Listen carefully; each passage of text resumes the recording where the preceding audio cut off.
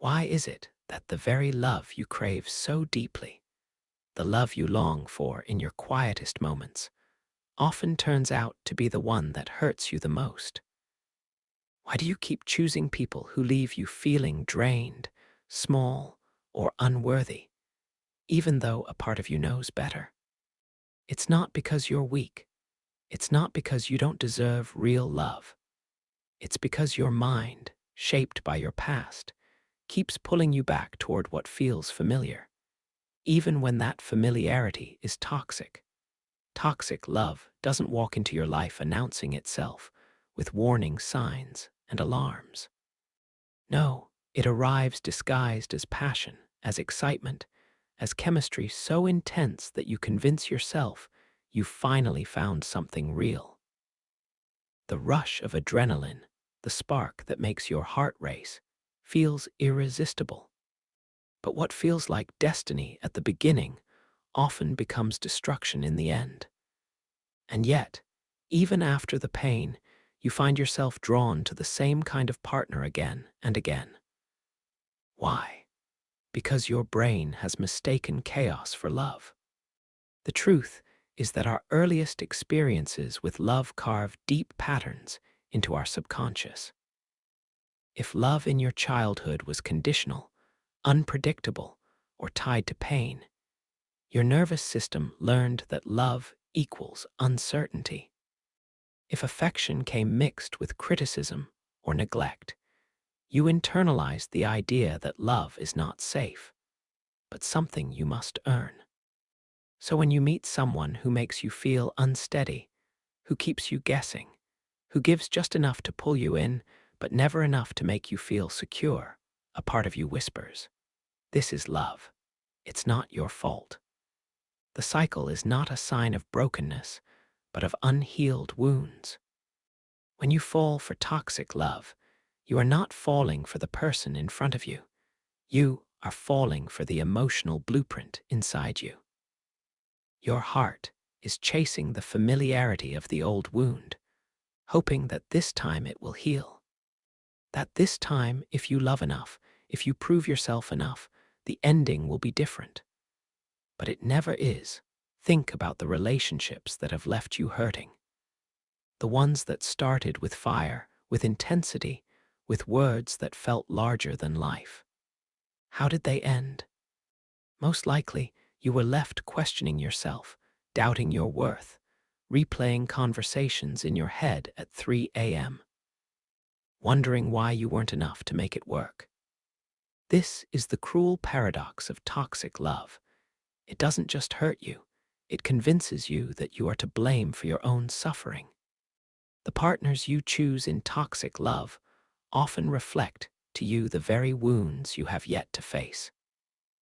The partner who withholds affection mirrors the emotionally unavailable parent. The partner who criticizes mirrors the caregiver who made you feel inadequate. The partner who abandons mirrors the early loss you never had the chance to grieve. Without realizing it, you are not just in a relationship with them, you are in a relationship with your past. And here's the hardest truth. Your mind craves resolution. It seeks to rewrite the old story by replaying it with new characters. You choose toxic love because, unconsciously, you are hoping that this time, by enduring the same patterns, you can finally change the ending. But the past cannot be rewritten by repeating it. It can only be healed when you stop reenacting it. Toxic love thrives on extremes. The highs are euphoric, the lows are devastating. It feels like the kind of love poets write about, the kind of love that consumes you. But real love is not meant to consume. Real love steadies you. It nurtures, it calms, it gives you space to breathe.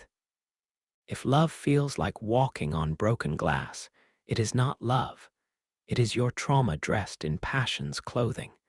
Many people confuse intensity with intimacy. But intensity is not the same as closeness.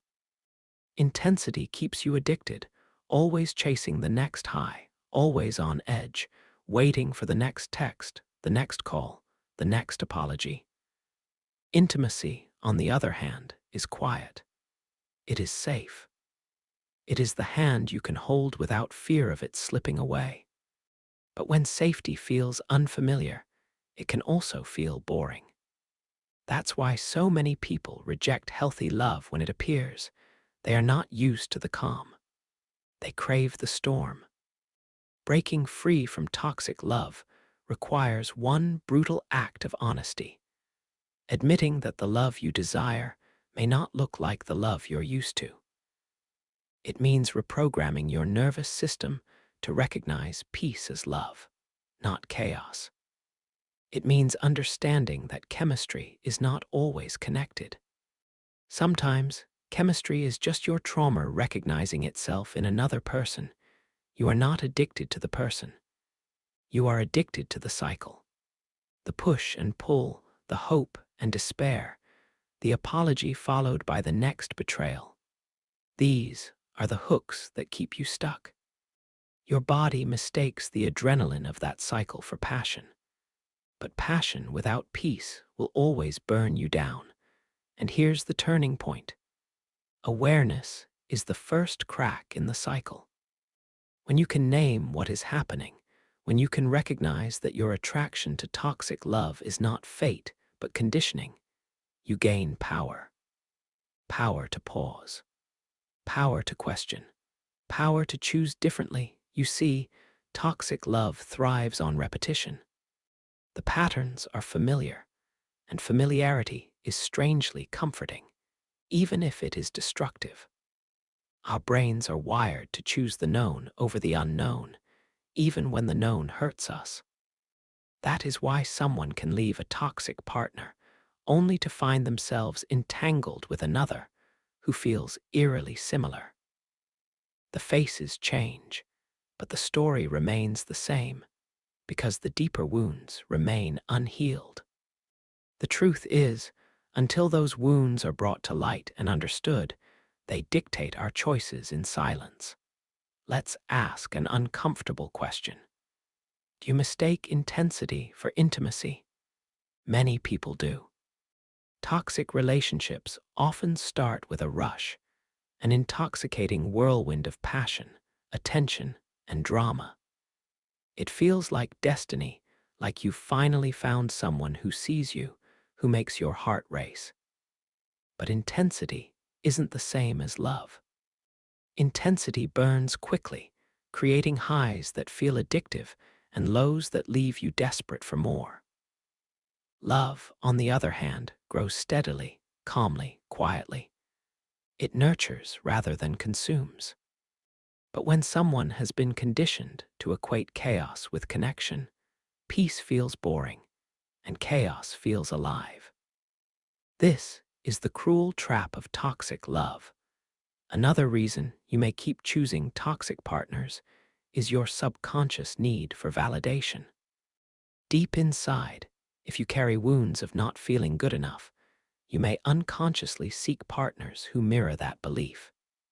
You chase their approval, trying to earn love that should be freely given. This creates a cycle of proving, performing, and hoping for scraps of affection. But healthy love doesn't demand that you prove your worth. It simply values you as you are. The question is, do you believe that yet? Do you believe you are worthy of love that does not hurt? Sometimes, people stay in toxic relationships because leaving feels like failure. Society glamorizes endurance in love, telling us that to walk away is to give up. But true strength is not measured by how much suffering you can endure. It is measured by the courage to say no to what breaks you. Staying in pain isn't noble. Healing, choosing differently, and walking toward peace, that is where real bravery lies. Let's also not ignore the role of fear.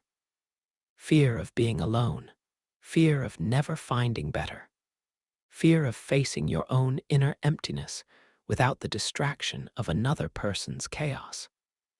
Many settle for toxic love because it is easier than facing the silence of solitude. But solitude, while frightening at first, is also the soil where healing begins. It is in solitude that you relearn your own worth without the distortion of someone else's mistreatment. Only when you are comfortable alone can you choose love freely, rather than out of fear. Most people don't want to admit this. We often accept the love we believe we deserve. If you carry hidden shame, guilt, or unresolved pain, you may unconsciously seek out partners who confirm that narrative. Painfully, toxic love feels familiar, almost natural. But this is where awareness can change everything. Once you recognize the pattern, you can question it. Once you question it, you can break it. And once you break it, you free yourself from repeating the same story. Healing begins with self-awareness. Ask yourself, what do my past relationships have in common? Not the superficial details, but the deeper emotional patterns. Do you feel unseen, unvalued, or controlled in the same way each time? Do you lose your identity, your boundaries, your peace? If the answer is yes, then the problem isn't just them. It's the wound inside you that keeps drawing you back to the same kind of story. This is not about blame. It's about reclaiming your power by finally addressing what has been ignored for too long. The path forward requires two things: boundaries and self-love. Boundaries are the invisible lines that protect your well-being. Without them, toxic love thrives. With them, toxic love starves. Boundaries are not walls. They don't shut love out. Instead, they keep chaos from entering. They are a declaration of your worth, a statement that says, I deserve to be treated with respect, kindness, and care. The more you honor your boundaries, the less you will tolerate relationships that violate them. Self-love is not just a phrase, it is a practice. It is the daily decision to value your peace over temporary pleasure, your growth over familiar pain, your truth over illusion. When you truly love yourself, you stop bargaining for love with people who cannot give it. You stop chasing, performing, and hoping. You start attracting people who match your energy, your values, your depth. Self-love is what breaks the cycle, because it rewrites the story you tell yourself about what you deserve. So, why do you keep choosing toxic love? Because part of you still believes that this is love, or that this is all you can get. But that belief is a lie, a shadow from the past. The truth is that you are worthy of a love that does not destroy you. You are worthy of a love that feels like safety, like peace, like home. And to find that, you must first choose it within yourself.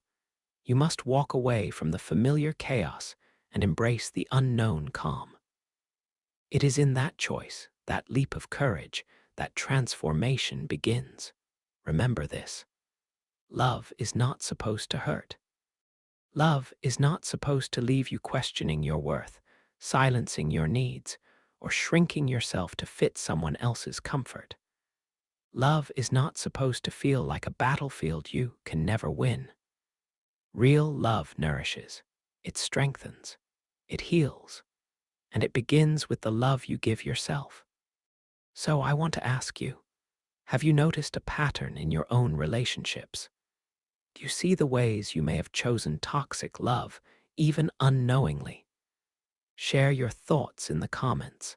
I'd love to hear your story and your reflections. Because breaking free from toxic love is not just about leaving someone behind. It's about reclaiming yourself. It's about ending the cycle that has stolen your peace and beginning a new chapter defined by wholeness, by clarity, by real connection. The journey won't be easy, but it will be worth it. And each step you take towards self-love brings you closer to the kind of love you've always deserved. If this message resonated with you, let it sit in your heart as a reminder that change is possible. The cycle can end with you. And when it does, you will see that peace, joy, and love are not distant dreams, but realities waiting for you to claim them. So take the first step, choose yourself, and rise above the patterns of the past. And if this video gave you insight or encouragement, don't forget to like it and subscribe for more reflections like this, because your healing, your peace, and your freedom are worth it.